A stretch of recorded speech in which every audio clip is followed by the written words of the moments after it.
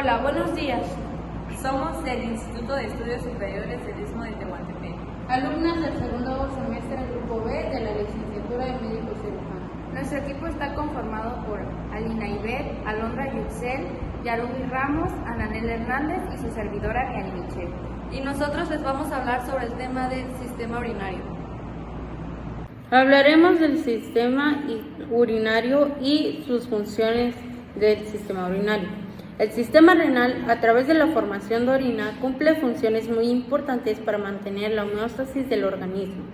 Entre ellas se cuenta la regulación de la tensión arterial, la eliminación de desechos como urea, ácido úrico y la creatinina. Es indispensable para el mantenimiento del equilibrio ácido-base y la conversión de la vitamina D. Características de los riñones.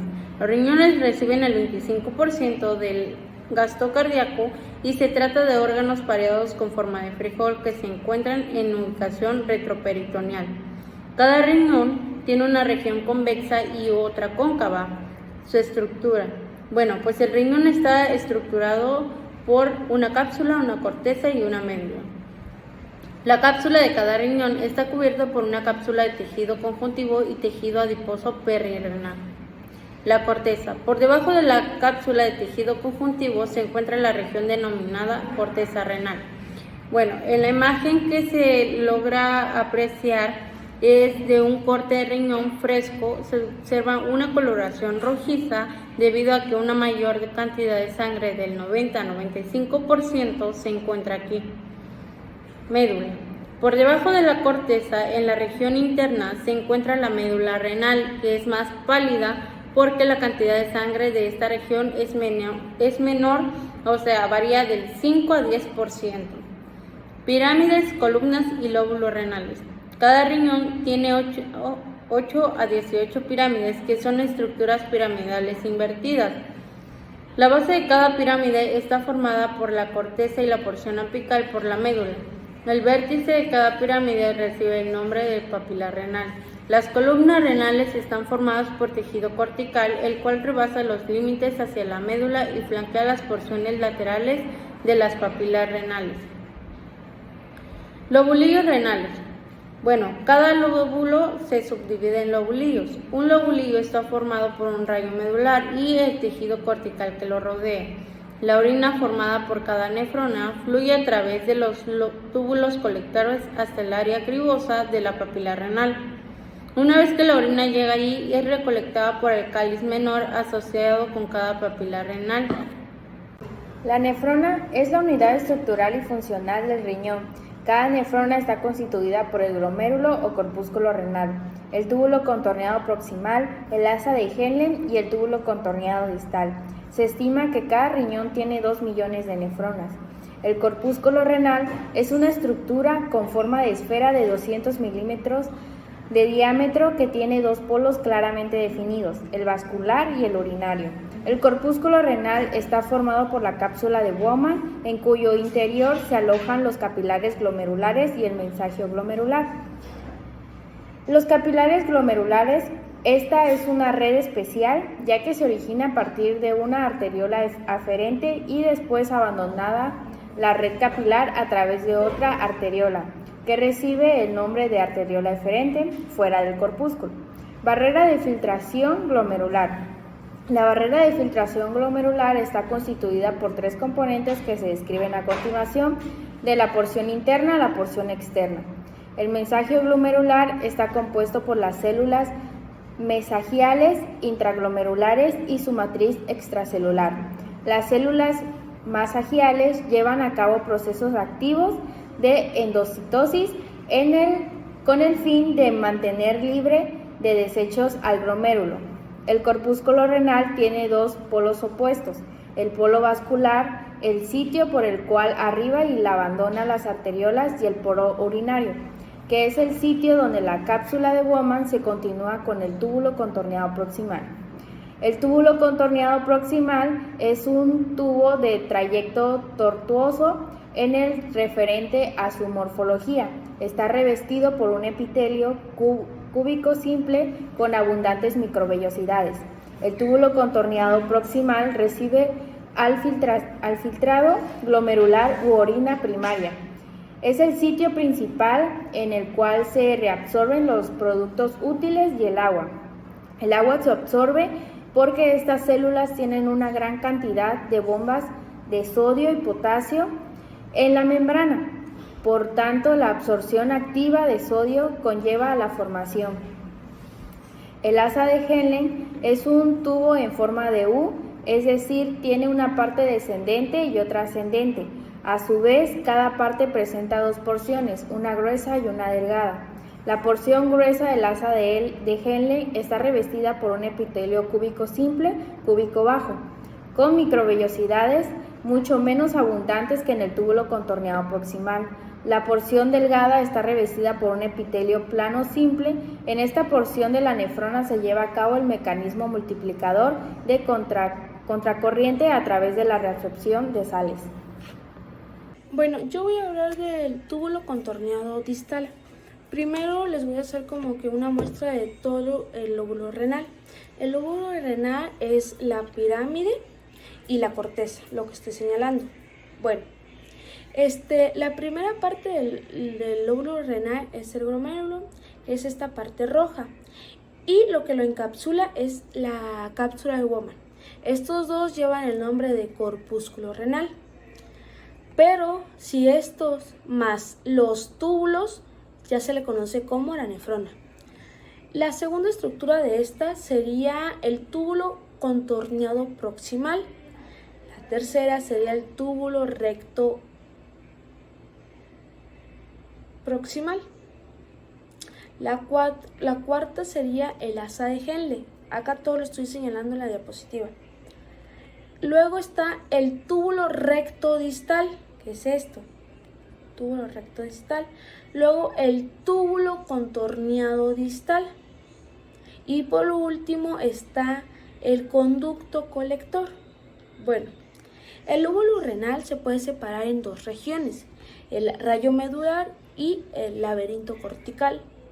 Esta se puede diferenciar porque en el rayo medular los túbulos de ahí son rectos y pues en el laberinto cortical, como se ve en la imagen, no lo son.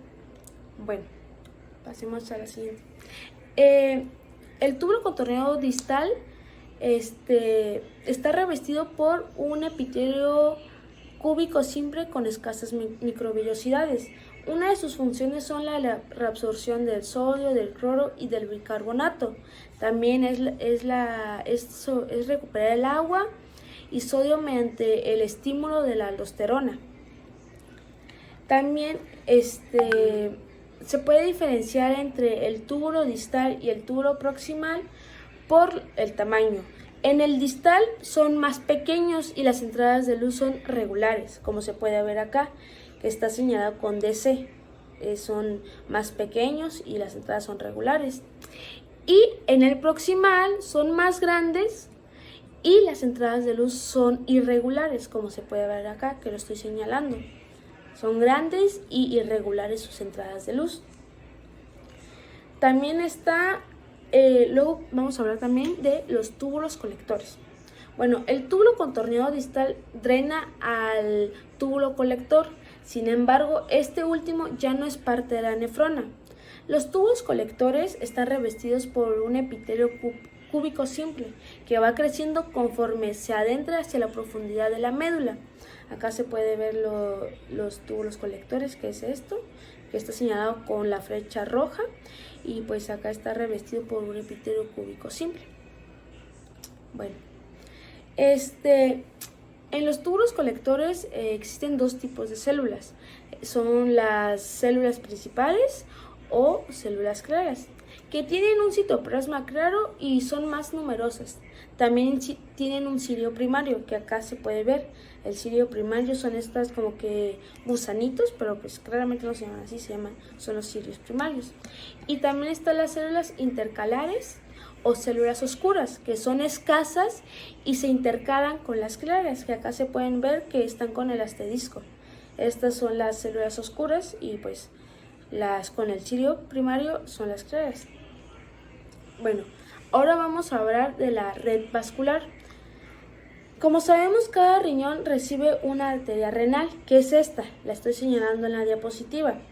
Esta se ramifica y forma las arterias interlobulares, que son estas. Están marcadas con el número 2, que dan origen a las arterias arcuatas o arqueadas, que son estas. Estas se ramifican hacia la corteza y originan a las arterias interlobulares, que son estas. Luego, que a su vez se ramifican y originan a la arteriola aferente, que es esta, acá lo estoy señalando, misma que penetra el corpúsculo renal a través del polo vascular. Bueno, ahora vamos a hablar de la red linfática. Los vasos linfáticos que están presentes en todo el parenquima renal. Bueno, ahora el intersticio renal, formado por tejido conjuntivo laxo del parenquima renal, rodea a las nefronas, a los túbulos, los elementos vasculares y los linfáticos. Les voy a hablar sobre el aparato extraglomerular, y este aparato se encarga de regular la tensión arterial y está constituido por las células extraglomerulares, las células mesangiales extraglomerulares y la mácula densa. Para regular la tensión arterial, las células de la mácula densa interrumpen la concentración de iones de sodio del líquido tubular. Si la concentración del sodio disminuye en las células de la mácula densa del túbulo contorneado distal, se activan los transportadores de sodio, cloro y potasio. El ingreso de los distintos iones a estas células modifica sus concentraciones, lo que provoca la liberación al medio extracelular de diversas moléculas que son las prostaglandinas. Estas moléculas liberadas por las células de la mácula densa estimulan la producción de la renina por las células extraglomerulares, que son células musculares lisas modificadas que presentan gránulos citoplasmáticos en los que se encuentra la renina. Y pues acá hay una imagen que aquí en el inciso D está la mácula densa, que es el número 7, las células extraglomerulares en el número 6, y en el 5B están las células mesangiales extraglomerulares. Ahora les voy a hablar sobre la formación de orina definitiva. La orina definitiva se forma a partir del filtrado glomerular, el cual sufre cambios a lo largo de su trayecto por la nefrona y los túbulos colectores. Cada minuto los dos riñones producen 125 mililitros de orina primaria, de los cuales solo 1 mililitro formará parte de la orina final. El flujo de sangre a los riñones es de 1.2 a 1.4 litros por minuto, así que cada 5 minutos la totalidad de la sangre del cuerpo pasa por estos órganos. De los 60 litros restantes, la mayor parte regresarán al intersticio renal a través del resto del sistema tubular renal. Del filtrado glomerular inicial, que es la orina primaria, se reabsorbe agua, sodio, bicarbonato y otros productos útiles como son la glucosa.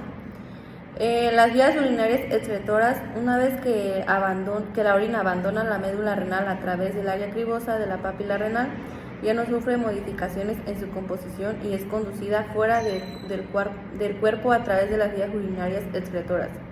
El área cribosa de la papila está acoplada a un cáliz menor, mismo que continúa con un cáliz mayor, que a su vez prosigue con la pelvis renal y abandona el riñón a través del uréter.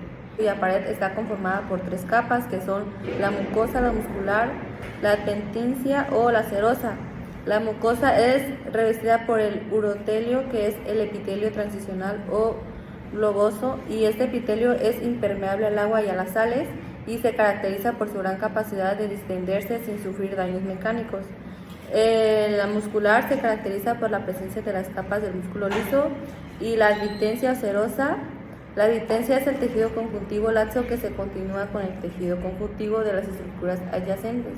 Y la serosa está conformada por un epitelio de recubrimiento, que es el epitelio plano simple, y el tejido conjuntivo subyacente. Y por último voy a hablar sobre las cálices menores y mayores. Las cálices menores son estructuras con forma de copa asociadas con el área cribosa de la papila renal y reciben la orina que se produce en cada pirámide renal y que sale a través de las cribas o perforaciones de dicha pirámide. Las cálices mayores son la continuación de las menores y a su vez se continúan con la pelvis renal. En la vejiga, la capa muscular está compuesta por 3 capas de células musculares tipo liso. La capa externa o superficial, formada por fibras musculares circulares, y la capa profunda o interna, que se forma con fibras que tienen una disposición longitudinal. La adventicia es la capa más superficial de la vejiga y a su vez está cubierta por una capa serosa, el peritoneo, el cual también se halla cubierto por grasa. Esta capa está formada por un tejido conjuntivo con una gran cantidad de colágeno, así como una gran cantidad abundante de fibras elásticas. En la uretra femenina va a medir de 3 a 5 centímetros de longitud y una estructura exclusiva del sistema urinario. Tiene un epitelio variable, con un predominio del epitelio plano estratificado, como algunas zonas del epitelio cilíndrico pseudoestratificado o estratificado. Aquí se encuentran las glándulas intraepiteliales mucosas, las glándulas de Litre. La mucosa va a estar rodeada por una capa longitudinal, en su mayor parte por músculo liso, casi de manera exclusiva por la prolongación de la capa longitudinal externa, musculatura lisa vesical. En la primera parte de estas fibras van en dirección casi transversal al recorrido de la uretra y ejercen la acción de esfínter inconsciente. La cápsula de músculo liso está rodeada por un esfínter de musculatura estriada en el diafragma urogenital. El músculo esfínter uretral está bajo control consciente. Como podemos ver en la imagen, aquí se encuentra la uretra y aquí están todos los que lo conforman, donde están los riñones, abajo está el uréter, el útero, la vejiga, y por debajo de la vejiga está la uretra.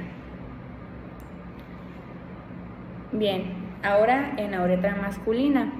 Esta va a medir de 20 centímetros de longitud y se va a dividir en 3 porciones, las cuales son la uretra prostática, la membranosa y la esponjosa o peniana. La porción prostática va a recorrer la próstata, la porción membranosa que atraviesa el diafragma urogenital y la porción esponjosa que recorre el cuerpo esponjoso y el glande del pene. Los conductos eyaculadores desembocan a cada lado del utrículo prostático de la uretra. Está revestida por epitelio de transición.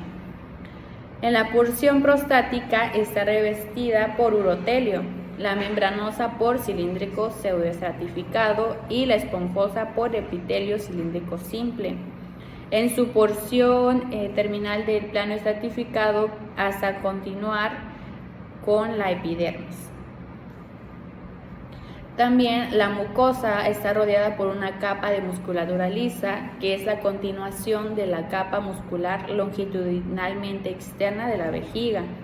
La musculatura lisa está revestida por fibras estriadas del diafragma urogenital. Forman el músculo del esfínter uretral.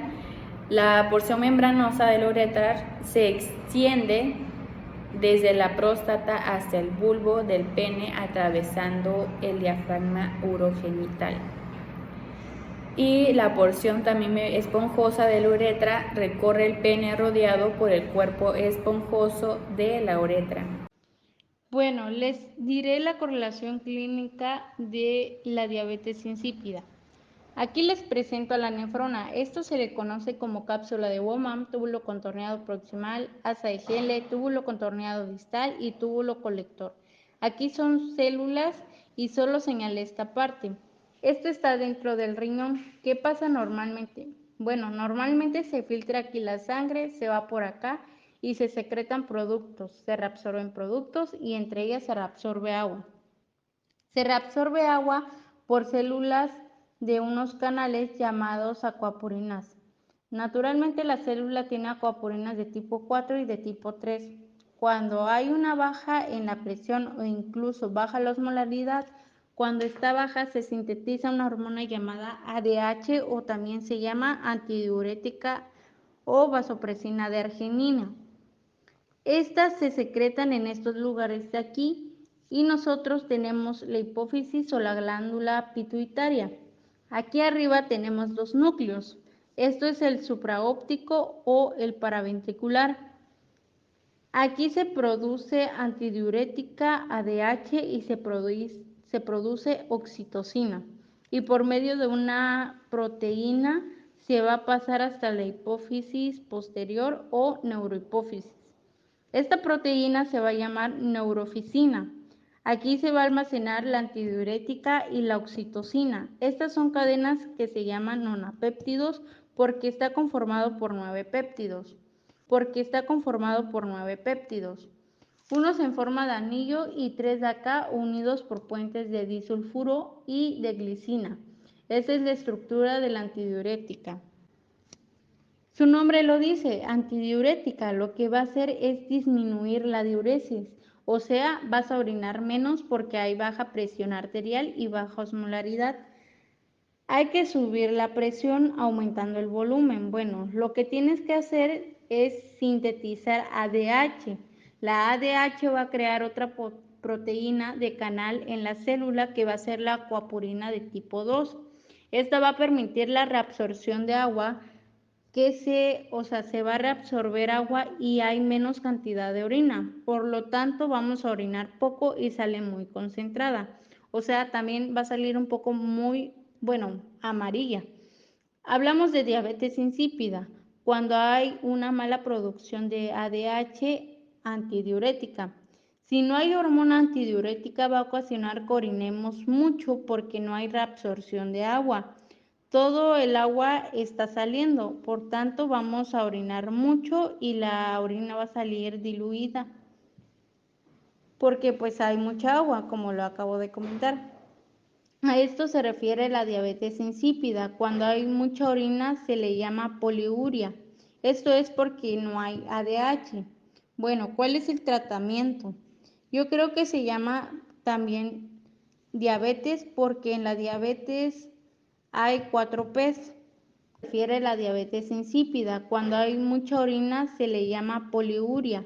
Esto es porque no hay ADH. Bueno, ¿cuál es el tratamiento? Yo creo que se llama también diabetes porque en la diabetes hay 4 P's. Por ejemplo, polifagia, poliuria, polidipsia y pérdida de peso. En la diabetes insípida hay poliuria, pero esto no tiene nada que ver con la glucosa. Por ejemplo, cuando no hay ADH tenemos que administrar un sintético, o un fármaco que se parezca al ADH y que supla este proceso de reabsorción de agua. Este fármaco es la desmopresina.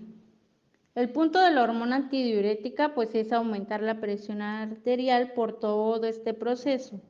La otra acción de la ADH es el ahorro de agua, va a haber una vasoconstricción también. Por ejemplo, si la arteria está así y tiene una presión baja de 80/50, a la hora que haga efecto esto va a haber una vasoconstricción, por lo tanto va a aumentar la presión y se va a regularizar a 120/80. Bueno, por último, pues un ejemplo sería que este sistema también entra cuando nos cortamos y la hemorragia es muy grande. Entra todo este proceso para que no se pierda pues la presión arterial y pues esto sería todo. Muchas gracias. Hasta acá concluimos con el tema del sistema urinario. Esperamos que les haya sido de su agrado. Gracias.